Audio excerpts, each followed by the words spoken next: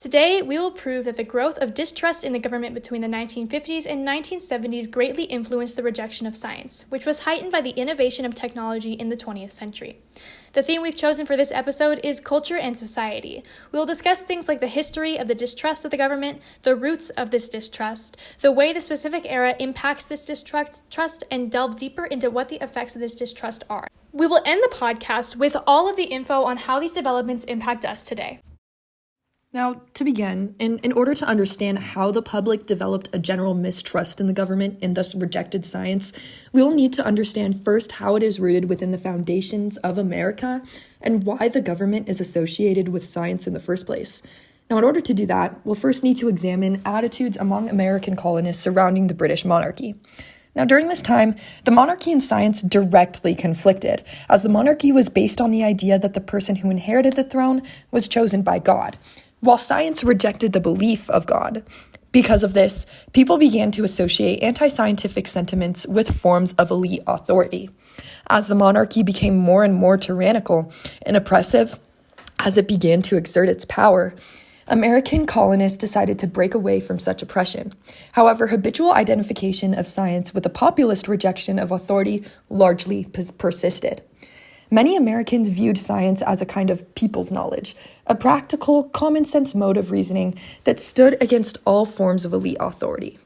But why is a rejection of science specifically associated with the government in the first place? Other than the obvious, vaccines being distributed by the government and research being largely funded and shared with the public by the government, another sound explanation is the fact that the post-World War II years produced not only the institutions and funding structures that still shape scientific research today, but also many of our foundational assumptions about science's contours and cultural meanings. This led to science that featured deep undercurrents of fear and mistrust, alongside assertions of beneficence, causing immense confusion.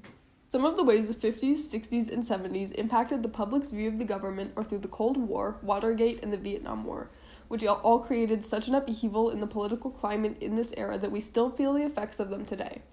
The Watergate scandal exposed the American government as untrustworthy, which in turn caused people of all political identities in America to reject the merit of the government. By extension, it caused many people to gravitate towards untrustworthy sources of information for their news. Statistically, the Watergate scandal caused trust in the government to fall by almost half, and it never truly recovered. The Vietnam War also created a lot of the widespread distrust in the government that's still around today. The majority of citizens were largely against the war for a multitude of reasons, but the government still decided to continue fighting the war for decades. The discourse on the Vietnam War and the distrust it caused was exacerbated by the new developments in media as well. It was popularly dubbed the war in our living room, because it was the first war that Americans experienced on television firsthand. This illustrates the role media advancements had in inflating distrust in the government. The Vietnam War also brought about a rise in a new counterculture movement. That movement popularized New Age spirituality beliefs and beliefs on UFOs, astrology, and the paranormal, which reflected an even more broad rejection of government institutions. An example of the rejection of government and the move towards conspiracy is the idea that government incited and inflated the rise of counterculture in the 60s. Conspiracy theorists claimed that the government was distributing LSD to dumb down the population and recreate the Dark Ages to get more control over American citizens.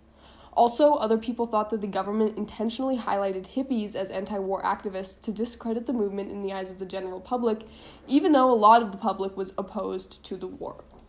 On top of all this, the association between science and the government continued to strengthen in this era because of science's participation with the Cold War and the space race. As the Cold War unfolded, the United States became a national security state, and the military-industrial complex was born. Americans now saw their government as cold and totalitarian, which further alienated people from the government and the science that went with it. This era caused the move away from reason and into frenzied conspiracy theories that we still deal with today. For example, this era birthed the idea that the moon landing was faked. Even though the science behind it and the moon landing itself were all thoroughly documented, people were so distrustful of the government that they believed that the entire thing was a hoax. Even today, millions of people still believe that the moon landing was fake. The media allows these theories to persist, just like the media allowed them to spread in the 1950s through the 1970s. Around the 1960s, the amount of commercial and household televisions grew like crazy. In fact, in 1951, there was about 12 million televisions in use, according to NYU. This growth of television consumption allowed the populace to have a quicker way to indulge in incorrect information. Today, the Pew Research Center shows that about 8 out of 10 Americans get their news from social media. This just further explains how false media can allow people to distrust and disregard basic science. The rise in technology and the amount of ways people can consume media mainly allow for this distrust to manifest itself in ways that cause the rejection of science. Because the public largely distrusted the government, the ways that they got their information would become decreasingly governmental, so they would trust the word of a stranger rather than that of Congress or any other government entity. This manifested itself so much that the complete rejection of government and the distrust of the government created the notion that many people would have to try and trust anything other than the government. Basically, they would believe anything as long as it wasn't government-founded. This leads to the spread of conspiracy theories on a more of a tame note, anti-vax and anti-science media. Moving on to the current scope of things. Today, a general mistrust in the government remains. Many people wish that COVID was handled differently, and people are also anti-vax with regards to COVID. This isn't a new thing. These anti-vax movements have been super prevalent in history, along with homeopathic medicine and the general distrust of medicine as a whole. Many groups that tend to distrust the government in history did not use medicine, and the idea that vaccines are government mandated also plays a major role in the distrust of vaccines and science overall. For example, COVID vaccines were highly distrusted by major groups in America, mainly because they were brand new, according to fake news, though mRNA vaccines have been tested for years. Jenna, do you have anything to add? Sydnee, of course I have things to add.